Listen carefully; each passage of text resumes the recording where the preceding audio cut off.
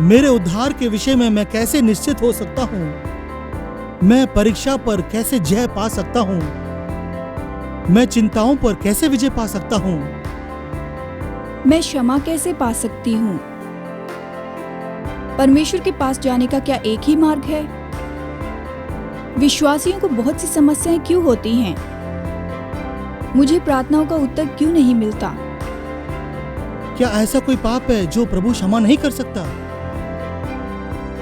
विश्वास क्या है? सबसे बड़ी आज्ञा कौन सी है?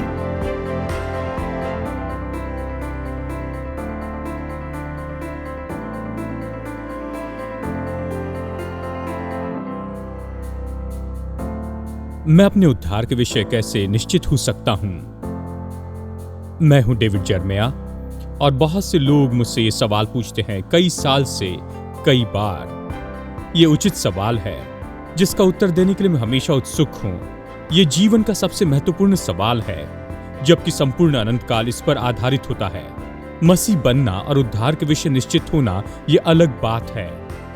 लेकिन क्या होता है यदि मैं फिर से पाप करूं या विश्वास में संघर्ष करते जाऊं? कैसे मैं जान सकता हूं कि मैं अभी भी उद्धार पाया हूं? यदि आप अपने उद्धार के बारे में अभी भी भ्रमित हैं, तो आप मेरे साथ में जुड़ जाएं आज के टर्निंग पॉइंट में।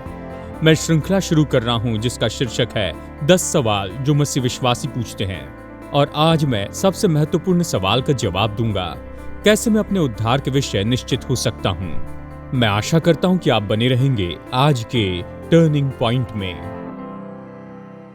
यदि आप अपने उद्धार के विषय निश्चित नहीं, तो प्रार्थना करना कठिन है।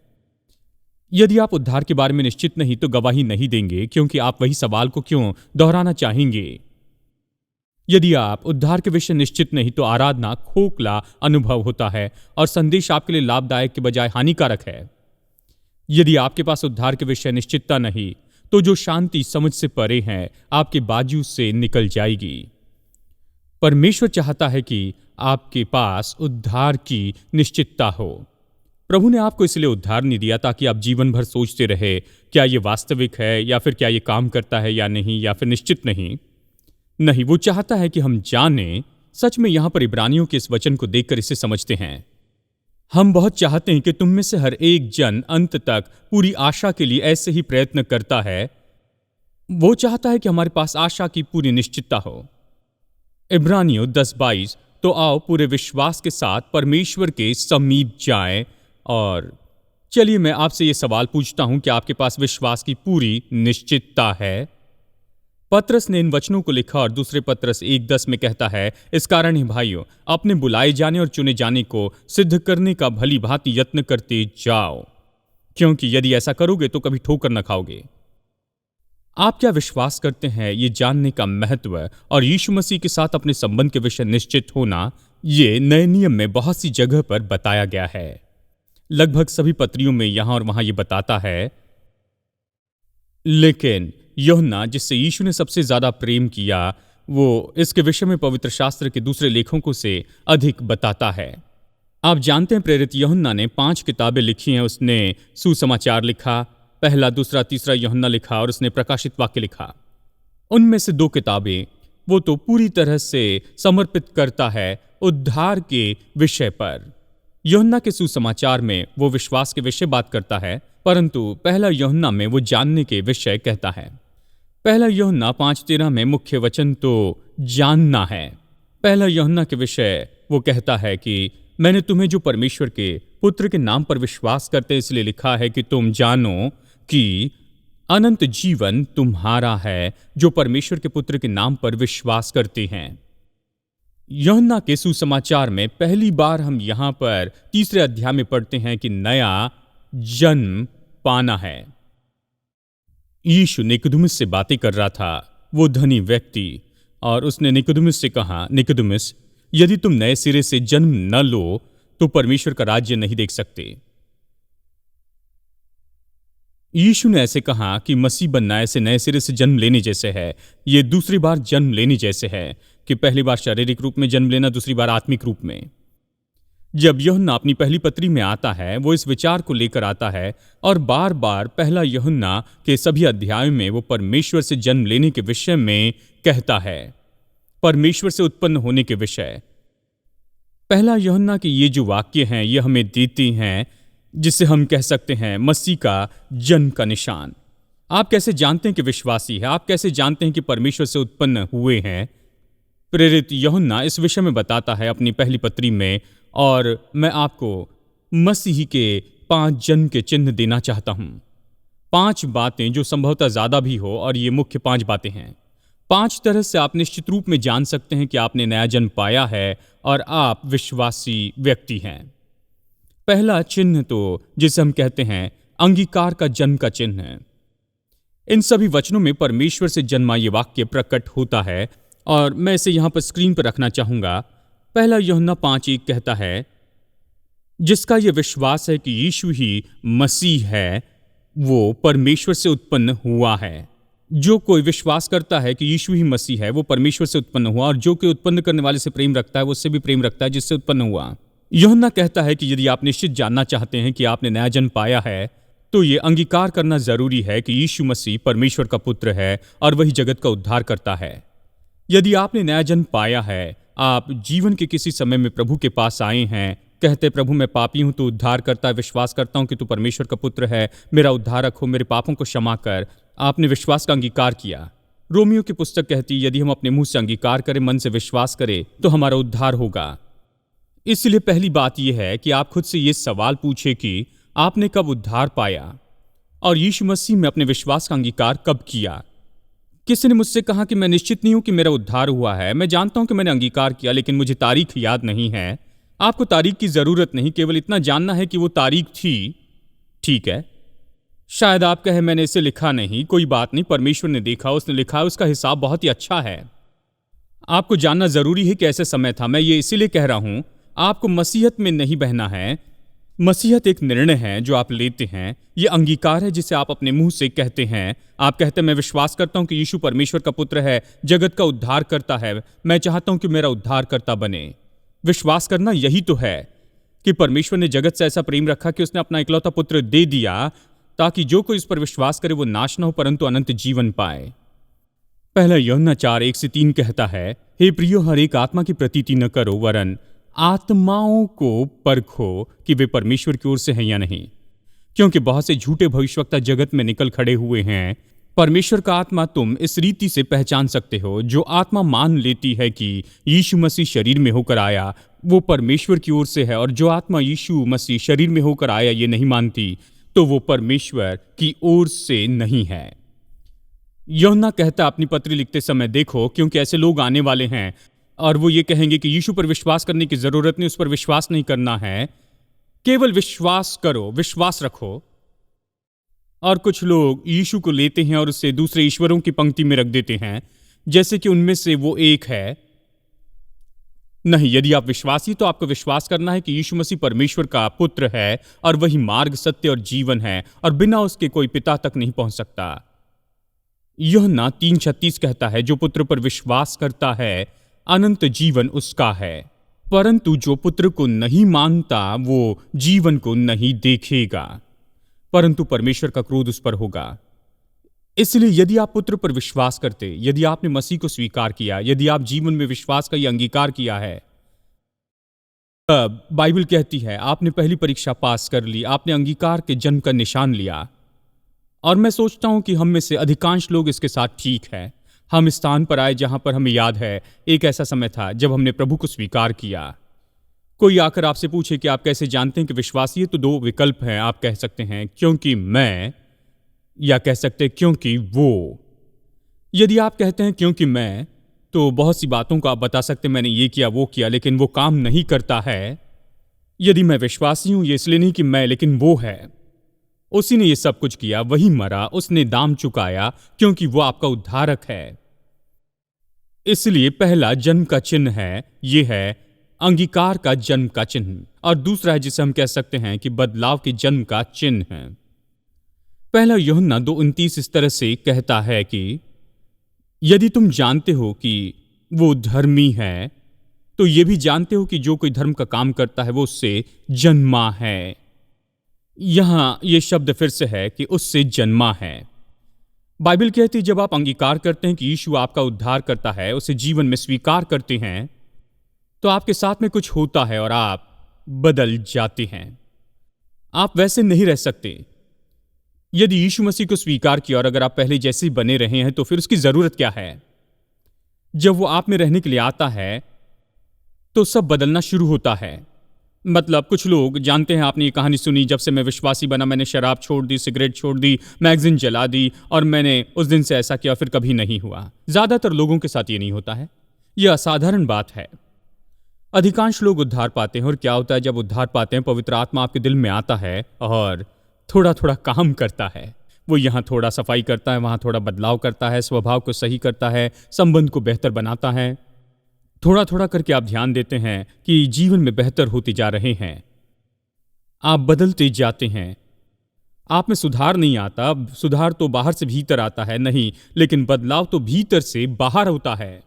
ये भीतर से बाहर का काम है, क्योंकि यीशु भी आप में रहता है और जब वो आप में रहने के लिए आता है तो वो आपको एक अलग व्यक्ति बना देता है। देखिए, जब आप इसे समझते हैं, जब आप अपना जीवन मसीह को देते हैं, वो पवित्र आत्मा आपके हृदय में रहने के लिए भेजता है। और आप में से कितने जानते हैं कि पवित्र आत्मा का नाम है पवित्र? उसका नाम है पवित्र आत्मा। और जब पवित्र आत्मा आप में रहने के लिए आता है, वो आपको पवित्र बनाने के लिए काम करता है। वो आपके जीवन के तरीके बदलता है। इसलिए आपके जीवन में ऐसा कुछ होता है। यदि आप अपने जीवन में बदलाव देखते हैं तो ये एक अच्छा चिन्ह है कि आप में सुधार आ रहा है, क्योंकि जब पवित्र आत्मा आप में रहने के लिए आता है तो आपके जीवन में बदलाव लाता है। दूसरा कुरिन्थियों 5:17 इस तरह से कहता है, इसीलिए यदि कोई मसीह में है तो वो नई सृष्टि है, पुरानी बातें बीत गई और देखो सब कुछ नई हो गई। इसका अर्थ विश्वासी होना है, बदलाव का जन्म का निशान।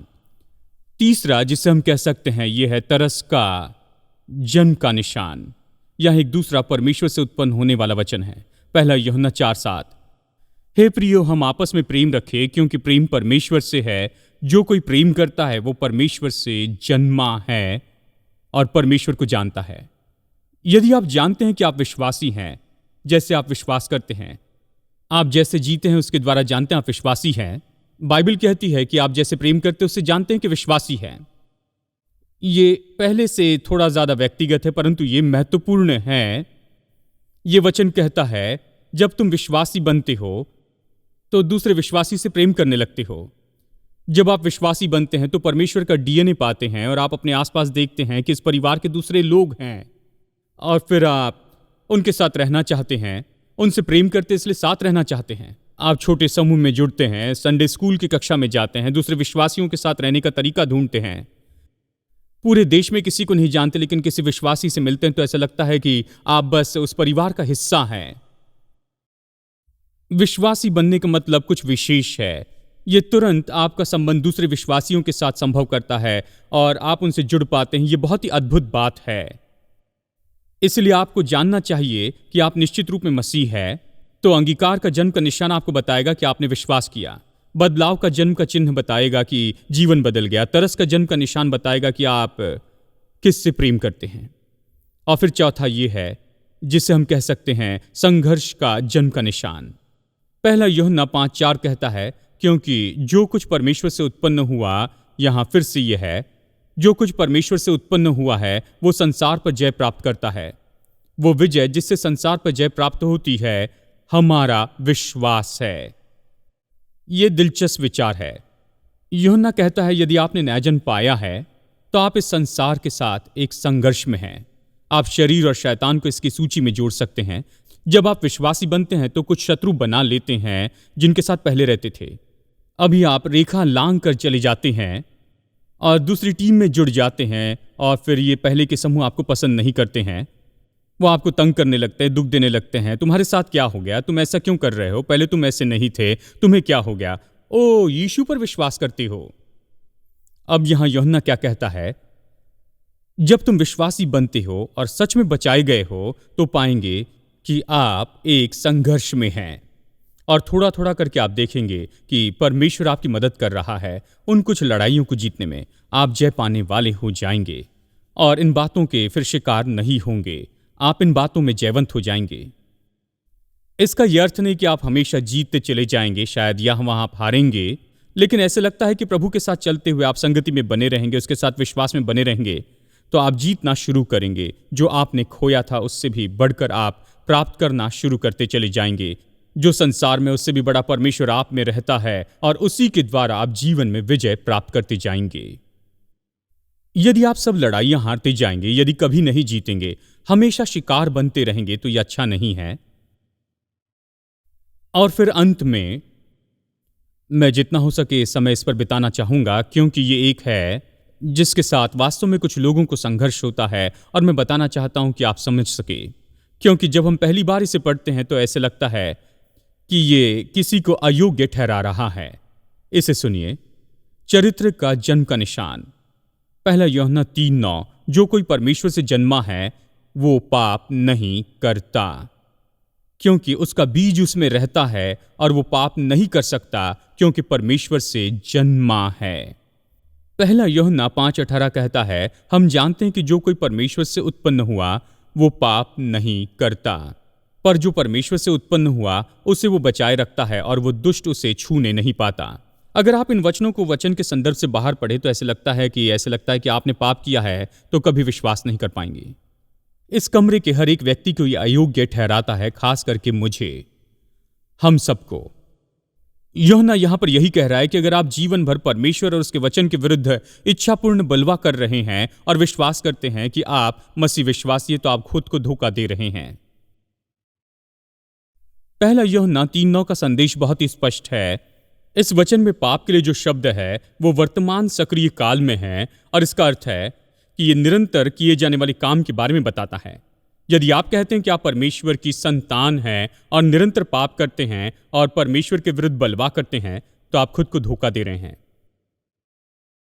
जो लगातार बलवा करते हुए परमेश्वर की व्यवस्था का उल्लंघन करते रहता है, जो कोई सोचता है कि वो मसीह होने का दावा करता है, जैसे चाहे वैसे जी सकता है, जो भी ऐसे करता है उसका नया जन्म नहीं हुआ है। मैं लोगों को ये कहते सुनता हूं, मैंने प्रार्थना की, मैं आगे गया, मैंने बपतिस्मा लिया है और मैं अनुग्रह में जी रहा हूं, इसलिए मैं जो चाहे कर सकता हूं। नहीं, आप नहीं कर सकते, नहीं कर सकते। यदि आपने नया जन्म पाया है, बाइबल कहती है कि परमेश्वर का बीज आप में रहता है, उसका स्वभाव आप में आता है, और वो स्वभाव, वो बीज आपको ऐसा करने की अनुमति नहीं देता। और फिर भी यदि आप ऐसा करते हैं तो आप यही देख रहे हैं कि ये आप में बीज नहीं है। मुझे पता नहीं कि आप जानते हैं, लेकिन अगर आप विश्वासी हैं, परमेश्वर आपको एक विशेष प्रकार की सचेतता देता है आपके जीवन में गलत बातों को जांचने के लिए। जानते हैं, मैं हमेशा लोगों को बताता हूं, जब तुम्हारा उद्धार होता है तो परमेश्वर आपको पाप के बारे में सचेत करने वाला यह अलार्म देता है, और ये यहां पर आपके शरीर में होता है। और जब आप कुछ करते हैं जो कि पवित्रता और व्यवस्था को भंग करता है, तो ये बंद हो जाता है। यह आपको बेचैन करता है। सच में विश्वासी होने के बाद में आपको ऐसा एहसास होता है कि जिन बातों के लिए आप पहले सचेत नहीं थे, तो वो अभी आप सचेत हो गए। कुछ लोग कहते हैं विश्वासी बनने के बाद परमेश्वर आपकी इच्छा पूरा करता है। नहीं, वो नहीं करता, वो आपको और समस्या देता है जो पहले नहीं थी। आमेन। जानते हैं, आप यहां वहां घूमते थे और कहते थे कि चलो ये करते, कोई बड़ी बात नहीं थी। अब यहां पर कुछ करे तो यहां पर कुछ बजने लगता है। आप कहेंगे क्या ये रुक जाएगा? आशा है कि नहीं। ये ऐसा होता है। मैं आपको बताऊं, मैं एक व्यक्ति के साथ में फोन पर बात कर रहा था जिनके साथ मैं अक्सर काम करता हूं, पुस्तक के प्रमोशन के बारे में, अभी जैसे हम कर रहे हैं। वो एक एजेंट है और ये सारे काम करते हैं, और उनसे फोन पर किसी तरह का जिक्र हुआ और मैं इस व्यक्ति के विषय नकारात्मक अनुभव रखता था, इसलिए मैंने कहा जो नहीं कहना था। मैंने उन पर आरोप नहीं लगाया, अफवाह नहीं फैलाई। जानते हैं, उसी प्रकार से मैंने कुछ महसूस किया। मैं वापस बेंच पर गया जैसे मैं काम कर रहा था। मैं नहीं जानता किस तरह से क्या हुआ, लेकिन मैं अंदर से पूरी तरह बेचैन हो गया। किसी ने मेरी आत्मा को बेचैन कर दिया। क्या आपके साथ हुआ है? आप कहां से आते हैं? मतलब बहुत से लोगों के चार्ट पर यह कोई ब्लिप भी नहीं करता है, परंतु परमेश्वर ने मुझे ये सचेतता का अनुभव दिया और मैं नीचे बैठ गया और मैंने कहा कि प्रभु ये क्या है? तो उसने याद दिलाया कॉल। मैं जानता था मुझे क्या करना है। मैंने उस व्यक्ति को फ़ोन किया और कहा देखिए, बातचीत में मैं जानता हूं मैंने उस भाई के विषय में गलत प्रभाव डालना नहीं चाहा। वो बुरे व्यक्ति नहीं। मैंने कुछ ऐसी बातें कही जो नहीं कहनी थी। काश मैं उसे मिटा सकता, परंतु मैं चाहता हूं उस बात के लिए मुझे माफ़ कीजिए और हमारे संबंध के बीच में इसका कोई प्रभाव नहीं पड़ना चाहिए। फिर फोन रखा और मैंने प्रभु से बातें की और फिर मैं आज़ाद हो गया। ये कहाँ से आता है? यह आपके हृदय में होता है। जब आप विश्वासी बनते हैं, परमेश्वर आपको एहसास देता है, और जितना जितना देर आप उसके साथ चलते, उतना ही अधिक आप सचेत होते जाते हैं। आप लोग जो कि विश्वास में अभी बच्चे हैं, ये बात आपको छूती नहीं और ये तो आपसे बहुत ही दूर रहती है, लेकिन जैसे आप प्रभु के साथ चलते तो वो आपके हृदय को और भी सचेत बनाते चले जाता है और ये ऐसे करता है। देखिए, बात ये है, अगर ये आपके साथ कभी नहीं हुआ है, सुनिए, अगर आप कहते हैं कि आप विश्वासी हैं, आप इसके बारे में जो चाहे वो कर सकते हैं, आप कभी उसके बारे में बुरा महसूस नहीं करते, बस चलते जाते हैं। सुनिए, आपको लगता है ये इन दिनों में होता है? बिल्कुल। लोग सोचते हैं मैंने बचपन में यीशु को स्वीकार किया, मैंने प्रार्थना की और सब कुछ ठीक है, मैं जो चाहे वो कर सकता हूं। तो मैं आपको ये बता दूं, यदि आपने प्रार्थना की है और आपने वास्तव में समझा है कि आप जो करना चाहते हैं, तो निश्चय ही आप उससे बिल्कुल नहीं करना चाहेंगे। जिसने आपको उद्धार दिया, आप उससे प्रसन्न करना चाहेंगे। यदि आप कहते हैं कि आप विश्वासी हैं, जैसे आज बहुत से लोग कहते हैं, मेरे मित्र हेनरी कहते हैं कि मसीहत 100 मील चौड़ी है लेकिन बस 1 इंच से भी ज्यादा गहरी नहीं। और वो सही है। आज मसीहत के बारे में बहुत कुछ ऐसा ही हो रहा है कि मसीह होने का अर्थ क्या है। मैं आपको बताना चाहता हूं कि यदि आपका नया जन्म हुआ तो आप पाप में नहीं चलते हैं। यहां पर जो शब्द आया है वो है वर्तमान क्रियाशील खबर देने वाला है कि आप पाप करते रहते हैं। जो कोई परमेश्वर से जन्मा है वो पाप नहीं करते रहता, वो बार बार उसी बात को नहीं करते रहता, क्योंकि वो जानता है कि वो परमेश्वर की व्यवस्था का उल्लंघन करता है। यह न बताता है कि हम परमेश्वर से उत्पन्न हुए, उसका बीज हम में है। सच ये है कि हम उसकी सारी आज्ञाएं नहीं मानेंगे और हम कभी भी उसकी सारी आज्ञाओं को पूरा नहीं करते हैं। जिनसे प्रेम करना चाहिए उनसे प्रेम नहीं करते हैं। हम कभी सही बातें नहीं करते हैं। परंतु मैं आपको सच्चाई बताऊं कि ये ऐसे अनुभव है जो हमारे जीवन में आए हैं, जिसके बारे में हम पहले बातें भी नहीं करते थे। विश्वासी बनने के पहले ये हमारे जीवन में नहीं थे। यह हमें शाश्वती देता है कि हमारे अंदर कुछ नया चल रहा है। इस चर्च का पास्टर होना बड़े आनंद की बात है। बहुत से जीवन को बदलते हुए मैंने देखा है। लोग आते हैं, अपना हृदय मसीह को देते हैं और 1 साल के बाद जब मैं जांचता हूं तो देखता हूं कि वो बिल्कुल वैसे व्यक्ति नहीं, वो पूरी तरह से बदल गए हैं। उद्धार का काम बिल्कुल यही तो है, ये ऐसा बदलाव है। आमीन। और हमें परमेश्वर के लोग बनाता है।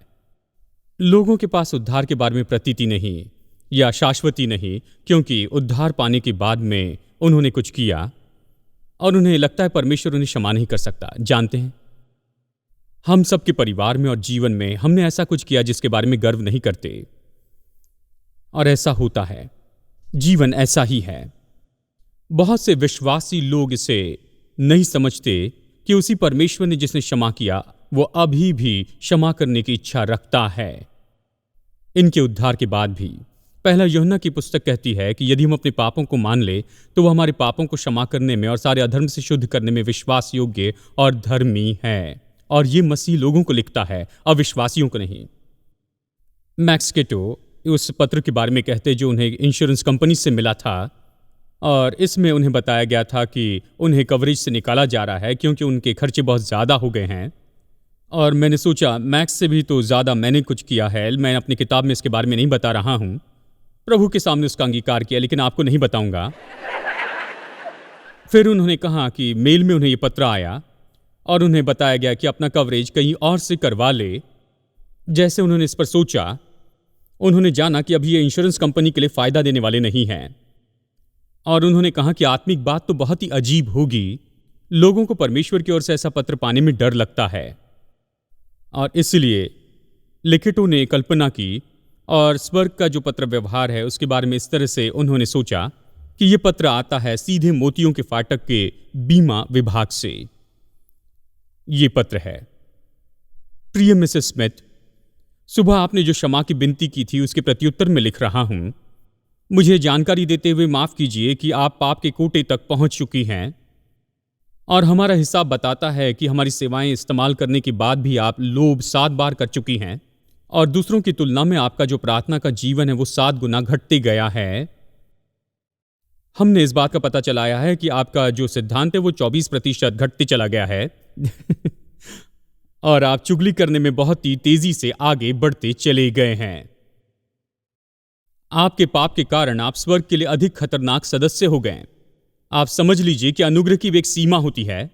यीशु अपने खेदित दिल से ये बात आपको बताते हैं कि आप अपने कवरेज के लिए किसी और को ढूंढ सकते हैं।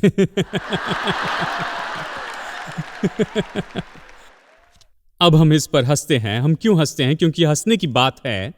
आपको कोई और कवरेज नहीं चाहिए। आपके पास में सबसे अच्छा कवरेज है जो आज तक उत्पन्न हुआ, और वह यीशु मसीह का बहाया हुआ लहू। और जब आप विश्वास करने लगते हैं उसके बाद में यह बंद नहीं होता है। आमेन। जब आप विश्वासी बनते हैं तो आपके बदलाव के क्षण में ही आप मोतियों के फाटक को नहीं पाते हैं। गड़बड़ी के बिना सब कहीं ना कहीं गलती करते हैं। काश मैं आपको बता पाता कि यह सच नहीं। किसी ने मुझे बताया कि मसीहत सबसे उत्तम आधार पर बस यही है, गिरना और उठना और गिरना और उठना, स्वर्ग जाने तक गिरना और उठना ही है। हम सब असफल होते हैं। जब आप असफल होते हैं तो क्या होता है? दो बातें शैतान करेगा। सबसे पहले आपको बताएगा कि कोई रास्ता नहीं कि तुम इसे कर सकते। अगर आप इसे कर भी देते हैं, फिर वो आपके पीछे में आकर कहेगा कि कोई मार्ग नहीं कि तुम्हें क्षमा किया जाए। इन दोनों बातों में वो पूरी तरह गलत है। इसलिए यदि आप शत्रु को अनुमति देते हैं कि वह आपके उद्धार के आनंद को चुराए क्योंकि आपने कुछ किया है, यदि आप प्रभु के सामने अंगीकार करते हैं और उससे क्षमा मांगते हैं और जिसे ठोकर पहुंचाए उससे मिलाप करते हैं, तो जीवन में आगे बढ़े। इसका अनंत मंजिल के साथ कोई संबंध नहीं। उसने नहीं कहा कि मैं उन्हें अनंत जीवन देता हूं, अगर गड़बड़ी नहीं करेंगे तो स्वर्ग में आएंगे। उसने ऐसे नहीं कहा। अनंत जीवन, ध्यान से सुनिए, जिस पल आप विश्वास करते तब शुरू होता है, आपके मरने पर नहीं। जिस पल आप यीशु को स्वीकार करते हैं, अनंत जीवन शुरू होता है, और अनंत जीवन बाध्य नहीं किया जा सकता है। कोई बात नहीं कि आप क्या करते। मेरी बाइबल में यहां कुछ बातें हैं जो इस पर मैं कहना चाहूंगा। परमेश्वर ने इसे कहा है, मैं विश्वास करता हूं और बस यही पूरा होता है। परमेश्वर ने इसे कहा, मैं विश्वास करता हूं और यही पूरा हो जाता है। मैं जानता हूं कि मैं विश्वासी हूं।